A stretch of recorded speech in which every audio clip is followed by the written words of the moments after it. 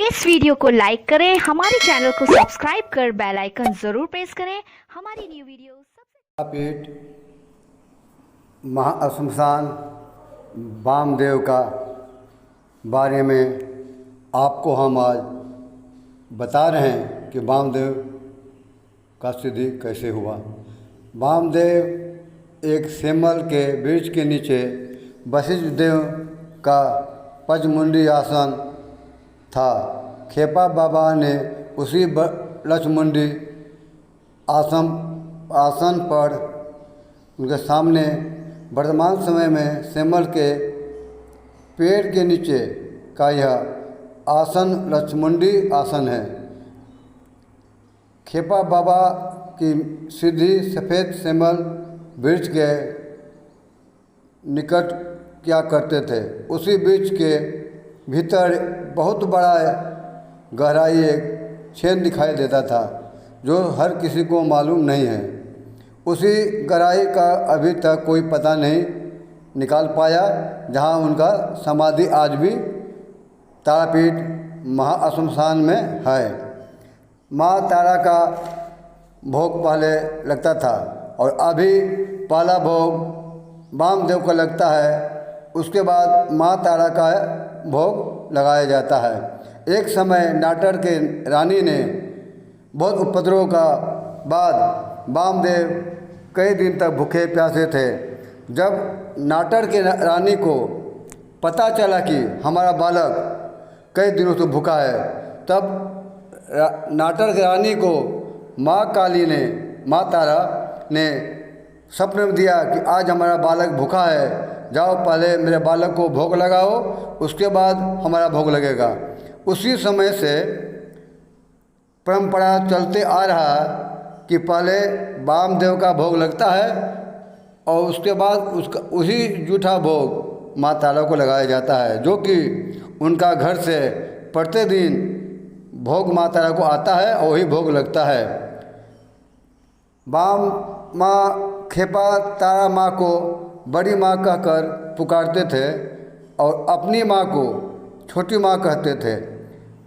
बाबा खेपा ग्राम देवता धर्मराज शीतला माँ को अपने कंधे पर लाकर ग्राम शिला नारायण के बालू बेत पर बैठाकर नदी में पानी और जंगली फूलों से पूजा किया करते थे।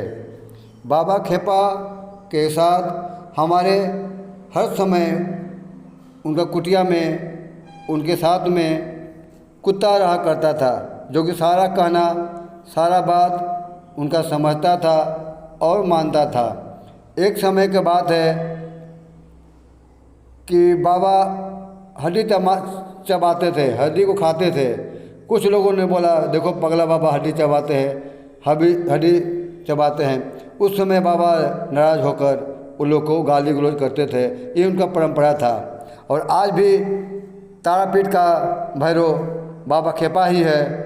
जिस समय उनका पिता का निधन हो गया, उस समय जब अपने पिता को दाह संस्कार करने के लिए महाश्मशान तारापीठ में लाया गया, उस समय भारी बारिश हो रहा था, नदी में पानी भरा हुआ था, लोग पार होने से हिचकिचाते थे। उसके बाद बाबा ने देखा कि कोई आगे बढ़ने पर तैयार नहीं है, तब बाबा अपने कंधे पर लेकर अपने पिता को लाश उतरते ही माँ तारा की कृपा और वामदेव का कृपा से पानी सूख गया और बाबा वामदेव आगे बढ़े और महाश्मशान तारापीठ में उनका दाह संस्कार किया। दाह संस्कार करने के बाद गांव जवार इलाका में पूरा हल्ला हाहाकार मच गया। उसके बाद जब अपने पिता को ब्रह्मभोज करने को जा रहे थे, तो नाना प्रकार का सोच था उनका। और बहुत से गांव में इलाका में ब्राह्मणों का गांव वाले को भिखारियों को बोले कि हमारे पिता का श्राद्ध है, तुम लोग आज खाने आना।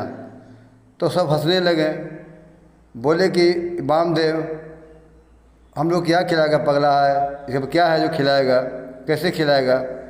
जब उसने कहा और सारे गांव के लोग आते हैं जुटने लगे कि चले देखे वामदेव का पिता का भोज है, वामदेव हमको क्या खिलाते हैं, क्या करता है, दिखा जाए चल के। उस समय माँ तारा का दिन है, माँ तारा कृपा पर बना हुआ था। जिस समय बैठा दे खाने के लिए पत्तल, तो देखिए कुछ सामान नहीं है।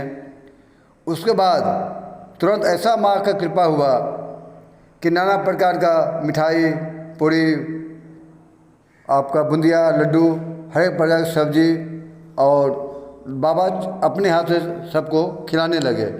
खिलाते खिलाते ऐसा हुआ चमत्कार कि सारा इलाका में हाहाकार मच गया और कई दिन तक बाबा का भंडारा भोज चलता रह गया। पूरे भारत में आज भी बाबा खेपा का नाम है और प्रचलित है, और आज तक ऐसा साधक पूरा भारत में देखने को नहीं मिला और नहीं है। जय माता रा बाबा जाप करते थे। बाबा कोई मंत्र नहीं जानते थे। बाबा का पूजा पाठ करने का कोई नियम धर्म नहीं था। कभी 12 बजे, कभी 1 बजे के सुबह, कभी शाम पूजा करते थे और अपने घर से पैदल ही आते थे। उस समय बहुत जंगल झाड़ तारापीठ में था। आज देखा जाए तो जंगल झाड़ तारापीठ में नहीं है, लेकिन आज भी अभी भी प्रत्येक अमावस्या में देखा जाए और सुना जाए गौर से तो अभी अभी पायल के झनकार, हवा की आहट, आवाज़ नाना प्रकार का सुनाई देता है। माँ तारा उनके साथ घूमती थी, बैठती थी, खाती थी और बात करती थी और उनके साथ हमेशा रहती थी। जब भी माँ माँ करके पुकारते थे वामदेव बाबा के पास, उस समय माँ कोई न कोई रूप में आकर खड़ी हो जाती थी। वामदेव नहीं समझते थे कि माँ तारा है और बहुत दिन तक वामदेव के साथ घूमती थी और नाना प्रकार की रहती थी। यह है वामदेव माँ तारा का रहस्य।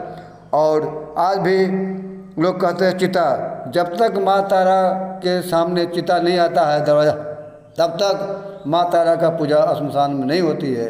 उसी समय माँ तारा का पट खुलता है जिस समय लाश आ जाता है। ये परंपरा चलते आ रहा है और चलता है। जय माता रा, जय माता रा, जय माता रा, जय वामदेव नमः।